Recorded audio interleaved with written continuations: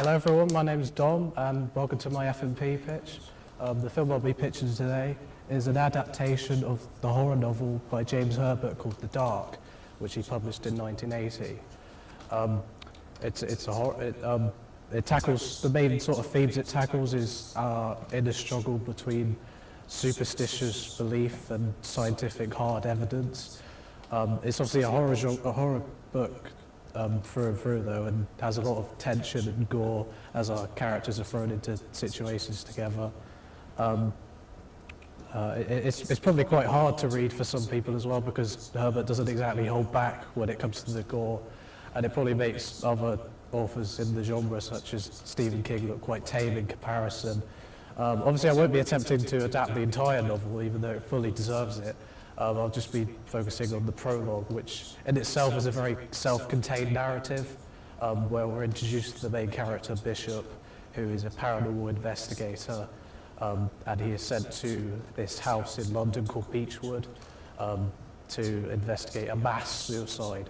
And when he enters the house, he discovers that the people who killed themselves were part of a kind of cult who believe in this entity or force called the Dark, and they believe that if they kill themselves in the most brutal way, that they can kind of join with it.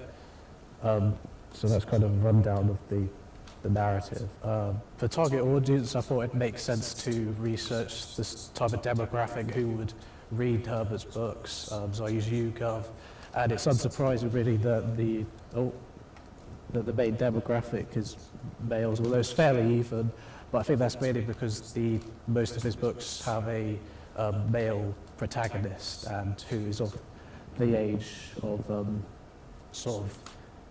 middle-aged, which is the kind of demographic who would most likely read the books, which is probably because that's when he was most prominent as an author, during the sort of late to early 80s, as the book itself was released in 1980. Obviously, being a adaptation, there's certain leeway for things to change. In my case, it's the location.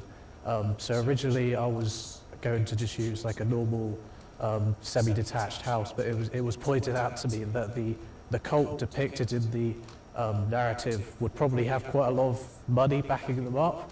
So I made an effort to look into kind of bespoke houses in the area. So I've got like examples here, like Tor Abbey, Lopton, Colleton Fishacre. But one that stood out quite a bit was High Cross House on the Dartington estate, which is a sort of modernist, sort of artsy building that was built in the 1920s, and until recently was actually open to the public, but they still hire it out to people to use for events and obviously filmmaking as well. So I did actually contact them, and they said that the location was available for the Easter holidays, which was when I planned to film. But then I was made aware of another location I could use, which was Paint and Picture House, and that just instantly spoke to me visually. Obviously, the setting conflicts quite a bit from the setting of the book, because it's not a house, it's obviously a cinema. But obviously, it being an adaptation, and certain things can change. And I didn't really care either, because I just had so many ideas about this location. So I immediately said yes to using that, and started coming up with a storyboard. So sorry for my crappy drawing. So in terms of like the visualization of it, I wanted to. The word I came up with was unconventional. Even though the narrative of the story isn't exactly original, I wanted the way it's told visually to be completely original and unconventional. And I started my research into that by looking at the basics of how shots are composed in filmmaking. So most films you'll see sort of this type of composition where focus points essentially fall on these lines or where these lines meet. And they call that the rule of thirds. And it's essentially, it's proof that the director and cinematographer really control the viewers in terms of where they look. And it's also a very natural composition for the viewer because it's naturally where their eye will be drawn to on the frame. Now, obviously, I wanted to look unconventional, so I don't want to do this.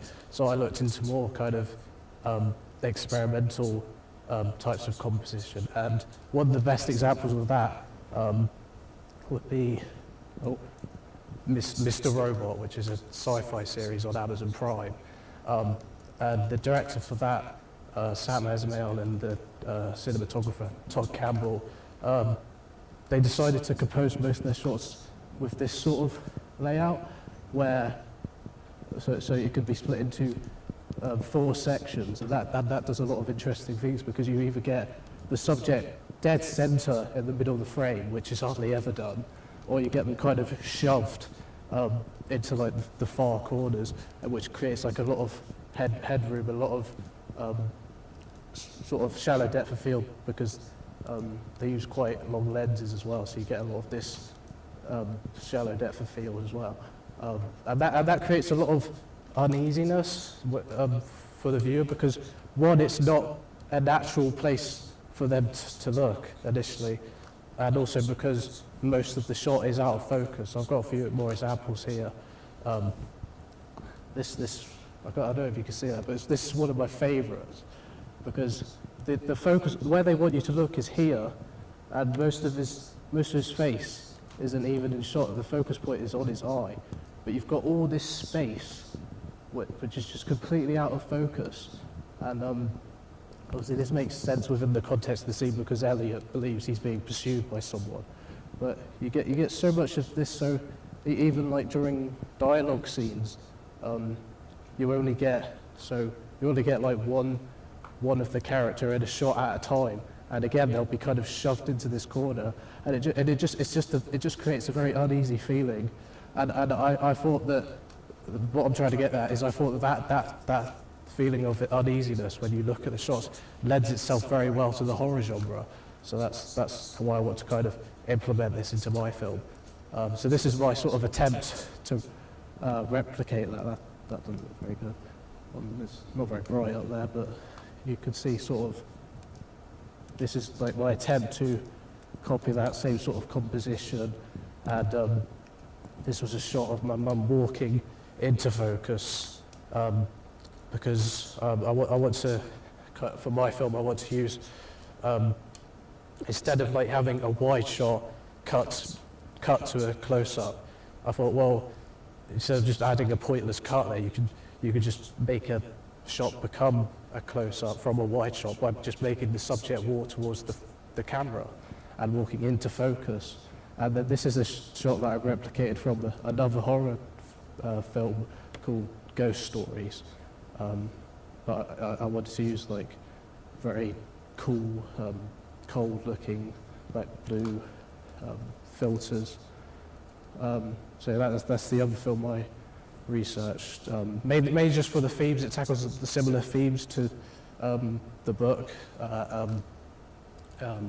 being sort of how our brain kind of creates illusions to cover up like past events that traumatize us. So it's ghosts in the literal sense, but also ghosts of our past in the form of events or situations that terrified us as younger people that have come back to haunt us later in life. It also has sort of similar cinematography to Mr. Robot in the sense that it isolates the characters through composition, but also natural things in the scenes, like pillars or just objects, which is another theme both in Ghost Stories and Mr. Robot, is isolation. And also because it's adapting, Ghost Stories is also a adaptation from another art form to another, which is what I'm doing. I'm adapting a book into a film in this case, it's a stage play to a film. This is an example of the script. It's quite short because there's no dialogue. There's no dialogue in the scene in the book, so it's all visual storytelling. That's why I'm focusing. That's why I focus most of my research on the cinematography. The shot list. So you can see there's one point of view shot where the main character Bishop is walking down the aisle in the auditorium, and he stops when he comes across a body that's laying across in front of him. But that's also because I wanted to have at least one point of view shot, because the prologue in the book that I'm adapting is told completely from his perspective, so that links to that. And then my production schedule.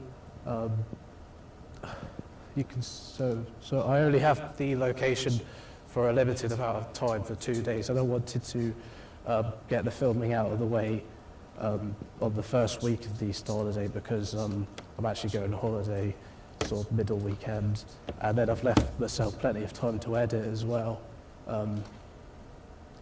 So thank you for listening. I hope you enjoyed, and good luck with your FMPs.